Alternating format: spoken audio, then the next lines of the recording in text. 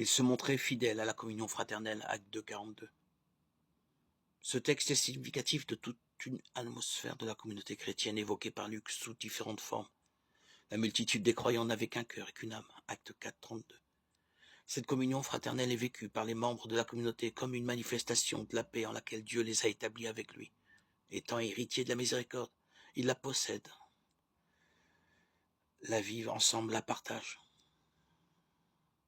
Mais bien évidemment, cette paix n'est pas seulement à usage interne. Toute la prédication l'annonce. Elle propose aux auditeurs l'alliance avec Dieu en Jésus, la paix entre l'humanité et Dieu. Elle convoque l'humanité à l'assemblée des enfants pour qu'ils reconnaissent en Dieu le Père de miséricorde. Devant les persécutions, les fidèles ne font preuve d'aucun esprit de vengeance ni de rébellion. Leur prière consiste à dire « Et maintenant, Seigneur, considère leurs menaces, celles des persécuteurs, et donne à tes serviteurs d'annoncer ta parole avec une parfaite assurance. » Acte 4, 29. Pas question de se défendre autrement que par le pardon.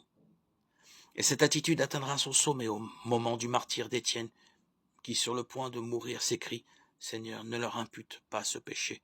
Acte 7, 60.